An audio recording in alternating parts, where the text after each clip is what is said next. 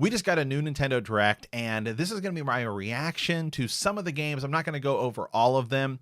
And honestly, this is likely one of the last Nintendo Directs we might see for the Nintendo Switch, and I'll get to that at the end as to why I think this is actually very telling about the Switch 2's release date. So I would say the first big game that they showed was Mario vs. Donkey Kong, that classic puzzle game that we've seen on some of the handheld systems like the DS in the past, is now going to be getting a Nintendo Switch port. And I think this is really good. And there's actually a lot of Mario. This was a very Mario heavy Direct, but a lot of the smaller Mario franchises, which again, I'm going to talk about at the end here as to why I think this is very telling about the Switch 2's life cycle, because we're seeing a lot of Mario games here. But I'm glad that the Mario Donkey Kong puzzle game is getting some life here on the Nintendo Switch. I kind of wish it had come out earlier in the cycle, but it's nice to see this getting some time. And it actually makes me wonder if this is something that Nintendo may ever put on the mobile scene. We'll have to see, depending on how this game does. And that's also something else that I think is going on with this Direct. A lot of the games they're launching here in the near future is these also might be sort of trials to see if these games pick up. Maybe we'll get some more games in those specific like Mario spin-off franchises here in the future. But I'm very glad to see Mario vs. Donkey Kong, and I might actually pick this one up depending on, some of the reviews once it ends up coming out. We got to see a little bit more of The Prince of Persia: The Lost Crown, and this is one of those games where the more I see it, the more I actually want to play it. 2D side scrollers of this style isn't something I've really been into the past, not, since back in the days of like the Super Nintendo and the Sega Genesis. However, I just got an ROG Ally, and on Game Pass, they have Dead Cells, which is a game I didn't touch. And diving more into that, it's getting me kind of revitalized into this style of a game. So I'm actually kind of interested in this, and the more I see of it, the more I want to play it. It is just still a 2D side scroller, but it's looking better and better every time we see more of it. Okay, so we did actually get confirmation that releasing today, at least as I'm currently filming this, Horizon Chase 2 is dropping today. I'm going to be buying this as second it hits the eShop because I absolutely adored Horizon Chase Turbo. It's in that style of Outrun and Top Gear, and it actually has like some of the same composers who worked on those. And the first game was absolutely amazing. So I'm going to be picking that one up later today. No questions asked. I'll love to play that on the Switch. And who knows, if it's releasing on other platforms as well, maybe I'll pick it up on the Ally or PS5 as well. But absolutely loved Horizon Chase Turbo. It's another good racing game. There's actually quite a bit of racing game news here on today's Direct, which we'll get into here in a bit as well. We saw more of Super Mario RPG, which is coming out in November. So that's kind of going to be Nintendo's big Mario holiday game. And I actually have not really played the original. I know it's a Super Nintendo classic. I know it's one a lot of people have gushed about in the past, but really your only way to play it is, for the longest time, was just through emulation, which is pretty easy, but I've just sort of never gotten around to it. When I go back to play Super Nintendo RPGs, I'm typically playing Final Fantasy 3, which is Final Fantasy 6, or Chrono Trigger. So I've just, for whatever reason, never really tried to dive into Super Mario RPG, but I think I'm going to be picking it up this year for sure. I'm pretty excited about it, and it's another game, the more we see of it, just the better it looks. So they showcased quite a bit more about the Super Princess Peach game, which is coming. Now, there is an older Princess Peach game, so this is kind of a revitalization of that series and its own new game. And honestly, it kind of reminds me a little bit more of, say, Kirby than it does Mario, because it seems like Peach is going to be getting like a lot of power-ups. It's not just sort of Mario where you get, 5 or 6 or 7 for each game. It seems like every stage there's going to be a new theme. She can steal the sort of power-ups of the enemies she's fighting. So it's a little more in that Kirby style. But honestly, I think the game looks good, for what it is. It's going to be fun. I actually anticipate sales-wise, it will probably do pretty well. Given the height of the Mario movie, I think this could be a new big spin-off of the Mario games for Nintendo. And maybe if they make a sequel, you could play as Daisy and Rosalina. It seems like every stage kind of has its own theme. One where she's a sword fighter, one where there's a detective. It's also seeming like she's kind of, in a way, part of a play. It's giving me sort of some like puppeteer vibes.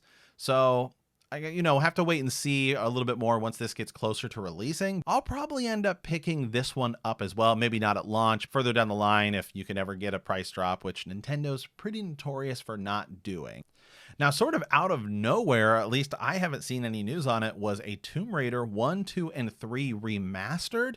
It actually gives me some sort of vibes of like Tomb Raider Legends back on the PS2 as kind of the graphical style they're going for. It doesn't seem as big of a jump compared to say like even like the Crash or Spyro remasters that we've gotten in a couple years in the past. And it certainly doesn't look anything, like Shadow of the Tomb Raider or anything like that. But honestly, I really love Tomb Raider 2 and 3. So I think this is going to be good. My guess would be that this is releasing on more than just the Nintendo Switch, what we did see here today in the Nintendo Direct. And that was honestly the game out of this Direct that kind of, came out of nowhere and surprised me. And I'm like, I think I might pick that one up. Depending on price too, if it's going to be like $70, I don't know, but my guess it'll probably be one of those little more affordable games, like $30, $40, and it looks like it's coming out in February. And just like some of these other games we've seen with like Halo Master Chief Collection, you will be able to switch on the fly between classic and updated or new graphics. One of the two biggest shocks of the Nintendo Direct was the fact that we are getting, after 20 years, a new FZero game. It's FZero 99. It's one of those battle royale games like we've seen with Tetris 99, and there was also the limited Super Mario 99. But honestly, I've already dove into this. It came out like just a little while after the Direct ended on the eShop. And actually, it's a ton of fun. You're racing against all of these other people. You're playing in Mute City and Big Blue, all of the places from the classic Super Nintendo version. And I would say the biggest thing about this game is this is a chance. We're finally getting a new F-Zero game. If this does well, maybe the franchise could get a little more life breathed into it. So I've already dove in. It's a lot of fun. And it's really nice seeing actually these graphics, even though they are like the classic Super Nintendo style, they're still like HD. They look crisp. It's full widescreen.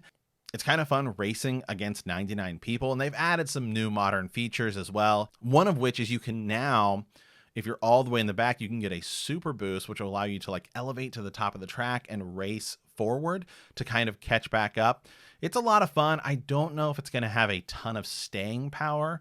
I actually think even after playing it a little bit, I still kind of prefer maybe like Tetris 99 over this, but we'll have to see as the game gets some more updates and things like that, where it expands to. At least for right now, it's still pretty fun. Then the final game they showcased is one that people have been asking for years. If you could go back 7 years, 10 years, and show this Nintendo Direct to people, which also includes the fact that a Super Mario RPG remake is coming, and now Paper Mario Thousand Year Door for the Nintendo GameCube is getting a remake, and it looks in that style of Paper Mario the Origami King.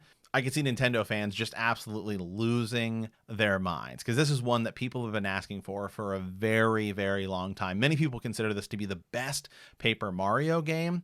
Personally, I still sort of love Super Paper Mario for the Wii. That one obviously has motion controls, but we did get the Super Mario Sunshine remake. So I would say, it's still possible that that game gets one, but this is the one people have been asking for. And most people, I would say, consider this to be the best Paper Mario game and one of the best RPGs on the Nintendo GameCube.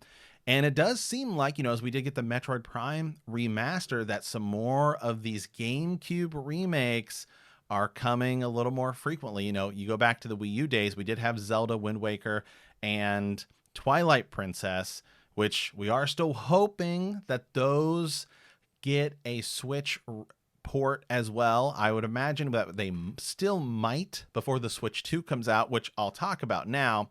And I referenced at the beginning of this video, the timetable on these, a lot of these games are spring and even into early summer. So my guess would be that some of the reports for the Switch 2 was that the Switch 2 may get revealed here at like Tokyo Game Show or the Game Awards and then come out in spring like the Switch did. The Switch actually came out in the spring of 2017. Now I'm thinking a little bit more, this is probably actually a bigger indicator that the Switch 2 might be fall 2024. And you have this last sort of hurrah here with these Switch games that are be coming out, and a lot of these are still that sort of side game. Like, still been a good while since we've seen like a big 3D Mario game. It's likely that's going to be like the headliner next year. Maybe the Zelda ports are next year. Of course, don't even get started about Metroid Prime 4. That, to me, at least looking at the future of the Nintendo Switch, is the indicator here for me from this Nintendo Direct. So anyway, a lot of good games here. I think that the Switch still has a good little bit of life cycle left in it with some of these games. These feel like sort of medium hits, not like mega hits or anything like that, but still a very good amount of games coming out for the Switch here in the near future. So as always, guys, thank you for watching. Thank you for listening. Leave me a comment. Let me know which game you were excited for. I have a poll running in my community tab as well on YouTube, and you guys are already saying Paper Mario is blowing that away, but you can always leave me a comment here as well. And as always, I hope you guys have a great rest of your day.